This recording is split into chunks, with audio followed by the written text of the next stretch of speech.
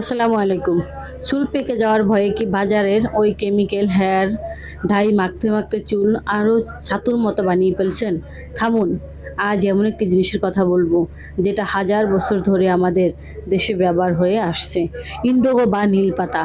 হেনার সাথে এটা মাখলে চুল তো কালো হয়ই, সাথে এর আরও এমন কিছু মারাত্মক আয়ুর্বেদিক গুণ আছে যা শুনলে আপনি নিজেও অবাক হয়ে যাবেন। ভিডিওটা শেষ পর্যন্ত দেখতে থাকুন, অনেক কাজে দিবে। আজকে আমরা কোনো বানিয়ে আনা কেমিক্যাল প্রোডাক্ট নিয়ে কথা বলবো না। আমরা কথা বলবো প্রাচীন কাল থেকে আয়ুর্বেদের এক শক্তিশালী ভেষজ ইন্ডিগো বা নীলিনী নিয়ে। এটা শুধু নীল রং করার জিনিস না, এর আসল কামাল দেখলে মাথা ঘুরে যাবে। বাজারে তো কত পার্লারের রং পাওয়া যায়, কিন্তু চুলে তো লাল বা কমলা হয়ে যায়। আসলে কুচকুচে কালো কালারটা আনতে হলে প্রথমে চুলে হেনা লাগাতে হয়, আর তারপর ইন্ডিগো পাউডার গুলিয়ে লাগাতে হয়।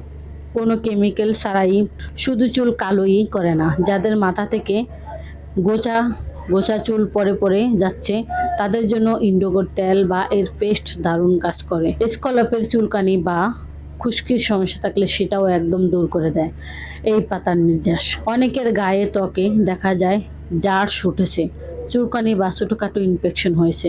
আয়ুর্বেদে বলা হয়েছে ইন্ডিগো পাতার ঠান্ডা করার একটা দারুণ ক্ষমতা আছে।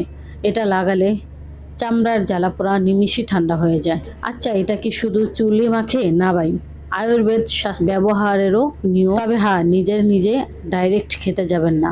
আয়ুর্বেদ চিকিৎসকের পরামর্শ নিয়ে পরিমিত খেলে এটা লিভারের শক্তি বাড়াতে এবং পেটের গোলযোগ দূর করতে সাহায্য করে। বয়স একটু বাড়লেই তো হাঁটুতে গোড়ালির ব্যথা শুরু হয়। এই ইন্ডিগো পাতার পেস্ট যদি হালকা গরম করে ব্যথার জায়গায় লাগান, দেখবেন ফোলাভাব আর ব্যথা অনেকটাই কমে গেছে। একটা জিনিস মাথায় রাখবেন, যে কোনো ভেষজ জিনিস হোক না কেন, সেটা উল্টাপাল্টা ব্যবহার করলে বিপদ হতে পারে।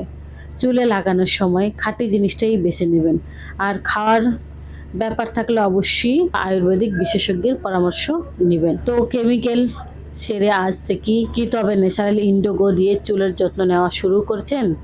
কমেন্ট করে আমাকে জানান। আর ভিডিওটা ভালো লাগলে একটা লাইক দিয়ে আমরা থ্যালাসেমিয়া বা রক্তশূন্যতা সহ যে কোনো রোগের সমস্যার সমাধান দিয়ে থাকি। প্রিয় দর্শকবিন্দু, আজ এ পর্যন্তই। সবাই ভালো থাকেন, সুস্থ থাকেন। দেখা হবে পরবর্তীতে নতুন কোনো ভিডিও নিয়ে। আসসালামু আলাইকুম রহমতুল্লাহ। আল্লাহ হাফেজ।